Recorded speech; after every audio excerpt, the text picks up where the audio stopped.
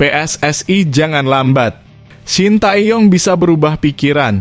Korea Selatan siap bajak Shin Tae-yong jika PSSI tak segera perpanjang kontraknya.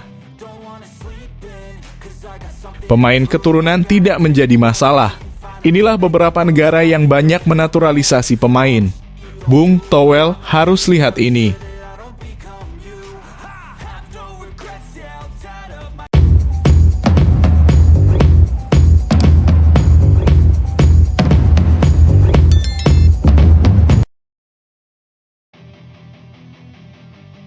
Gemparkan publik Indonesia.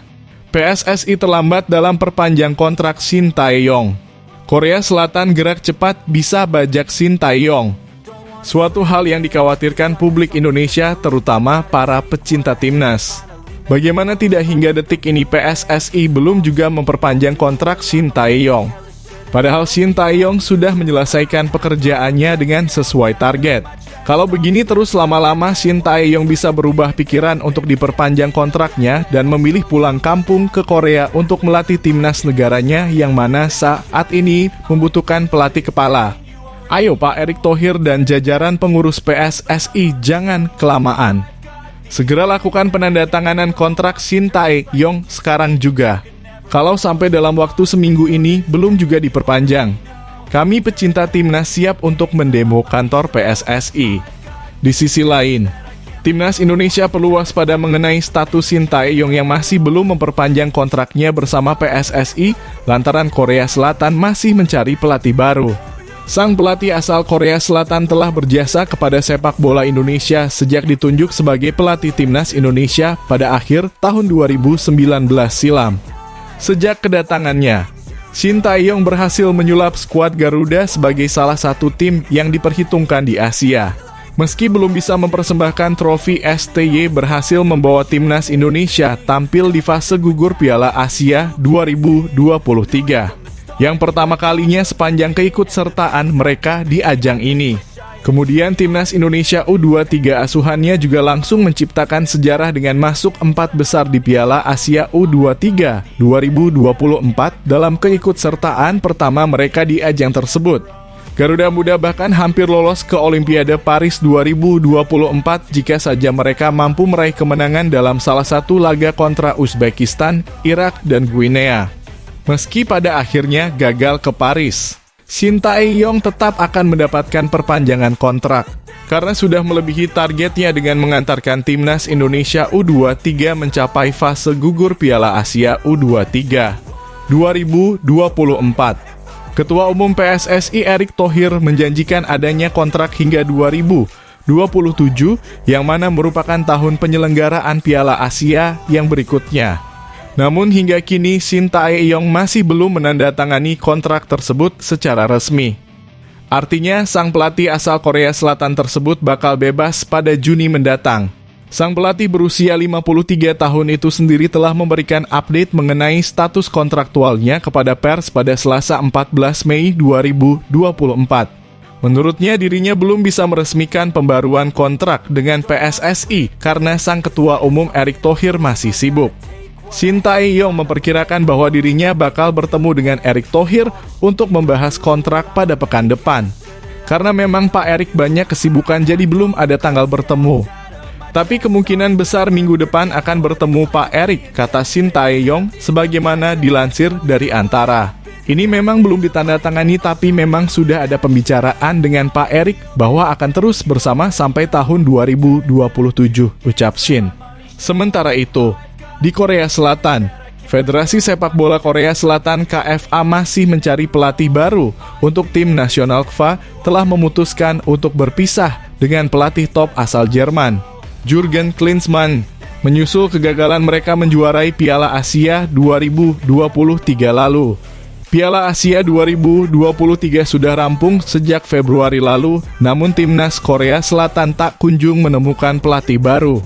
Sebelumnya, KFA mengincar Jesse Marsch, mantan pelatih RB Leipzig dan Leeds United, sebagai pengganti Klinsmann.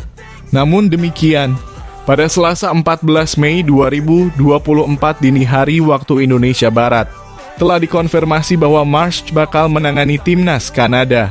yang akan menjadi tuan rumah Piala Dunia 2026 bersama Amerika Serikat dan Meksiko nanti.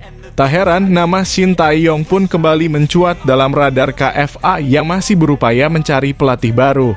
Sang pelatih berusia 53 tahun itu sendiri diketahui pernah menyampaikan keterbukaannya untuk kembali ke Korea Selatan. Impian terakhir saya adalah kembali ke Korea dan kembali menantang tim nasional Korea, kata Shin Tae-yong kepada Ocean. Sebagai pengingat, Shin Tae-yong merupakan pelatih timnas Korea Selatan pada periode 2014 hingga 2018. Dia menemani Taeguk Warriors yang diperkuat Son Heung-min di Piala Dunia 2018 hingga memulangkan Jerman di fase grup. Meski Korea Selatan juga gagal lolos ke fase gugur pada saat itu.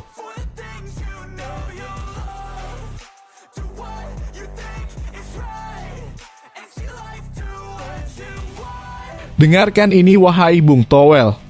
Jangan permasalahkan naturalisasi. Di beberapa negara ini saja naturalisasi pemain menjadi hal yang wajar, guna untuk kebutuhan timnasnya. Timnas Indonesia arahan Shin Tae-yong cukup banyak dihuni pemain keturunan dan naturalisasi pada gelaran Piala Asia 2023 yang berlangsung di Qatar beberapa waktu lalu.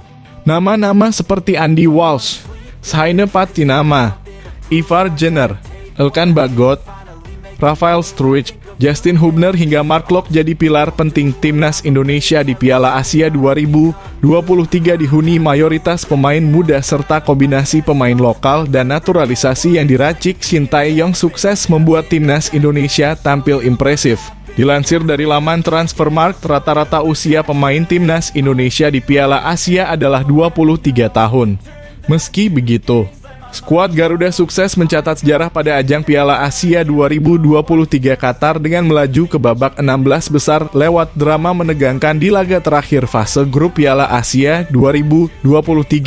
Timnas Indonesia sukses merebut satu tiket terakhir 16 besar dengan status peringkat 3 terbaik. Meski masih banyak yang menilai jika timnas Indonesia terlalu banyak diisi pemain keturunan dan naturalisasi, justru bukan skuad Garuda lah negara yang paling banyak andalkan pemain naturalisasi. Berikut daftar negara yang mengandalkan pemain keturunan dan naturalisasi terbanyak di Piala Asia 2023 Qatar. Pertama ada Palestina yang cukup banyak mengandalkan pemain keturunan dan naturalisasi pada gelaran Piala Asia 2023. Konflik panjang yang terjadi di Palestina membuat banyak warga negara mereka yang harus mengungsi ke wilayah lain. Pada ajang Piala Asia kemarin tercatat ada 11 pemain keturunan dan naturalisasi yang membela timnas Palestina. Ada pemain yang lahir dari Chili hingga Israel memilih untuk merubah kewarganegaraannya dan membela timnas Palestina. Namun mayoritas pemain keturunan yang membela timnas Palestina berasal dari benua Eropa. Kemudian ada tetangga Indonesia, Malaysia yang tercatat memiliki 14 pemain keturunan dan naturalisasi di dalam skuad mereka pada Piala Asia 2023. Dari 12 pemain itu, 4 diantaranya merupakan pemain naturalisasi sedangkan 8 sisanya merupakan keturunan Malaysia.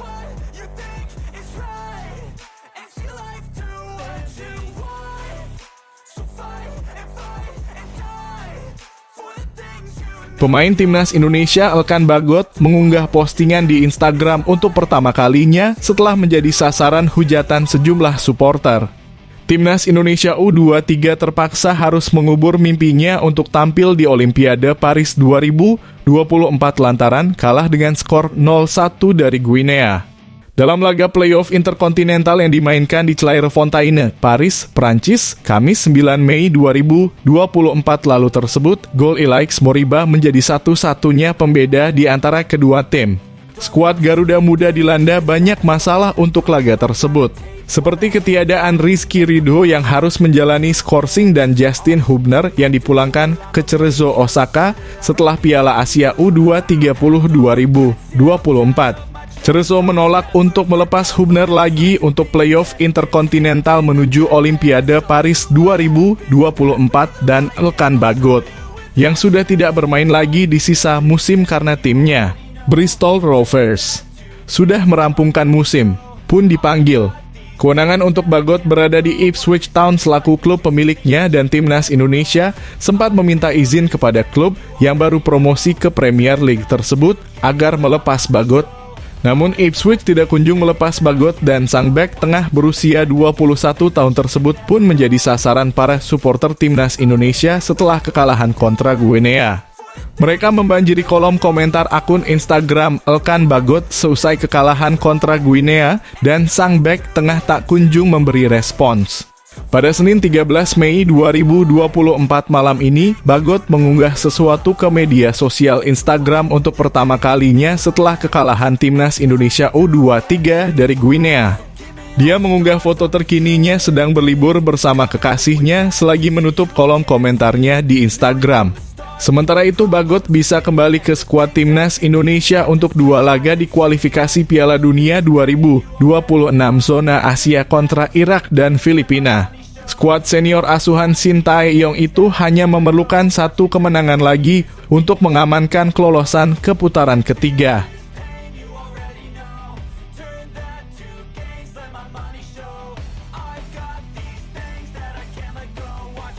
Pelatih Sintayong menegaskan bahwa Indonesia tidak akan berhenti setelah gagal lolos ke Olimpiade 2024. Timnas U23 Indonesia gagal lolos ke Olimpiade 2024 setelah kalah 0-1 dari Guinea pada play-off 9 Mei lalu. Sayang sekali pada akhirnya kami gagal melangkah ke Olimpiade, kata Sintayong dilansir dari Instagram timnas.indonesia. Saya masyarakat Indonesia, pendukung timnas dan juga para pemain, lalu PSSI dan Pak Erick Thohir, semuanya pasti sangat kecewa, ujarnya. Akan tetapi Indonesia di mata Sintayong masih belum tamat. Kesempatan untuk tampil di kancah internasional masih ada di pundak timnas Indonesia. Pelatih asal Korea Selatan itu menilai Indonesia masih memiliki kesempatan ke Piala Dunia 2026. Tapi kami tidak akan berhenti, kata Sintayong. Selanjutnya ada kesempatan ke Piala Dunia, ujarnya. Timnas Indonesia akan menghadapi 2 laga terakhir babak kedua kualifikasi Piala Dunia 2026 zona Asia pada Juni 2024. Garuda masih akan melawan Irak dan Filipina untuk ajang tersebut. Sintayong akan berusaha membuat timnas Indonesia lolos ke babak ketiga. Timnas Indonesia memiliki peluang cukup terbuka untuk melaju ke babak ketiga. Saat ini Tom Haye DKK berada di posisi kedua grup F dengan 7 poin. Sementara hanya juara dan runner-up grup yang bisa tampil di babak ketiga. Ayah akan menyiapkan tim sebaik mungkin untuk pertandingan berikutnya agar kita bisa lolos ke babak ketiga, kata Sintayong. Saya akan mengusahakannya, ujarnya. Untuk itu, Sintayong meminta supporter timnas Indonesia senantiasa mendukung perjuangan Garuda. Oleh karena itu, kepada supporter, mohon dukungannya lagi. Kami mohon dukungan yang lebih banyak lagi demi sepak bola Indonesia, kata Sintayong. Jika kalian memberikan dukungan, para pemain akan semakin melakukan yang terbaik di lapangan.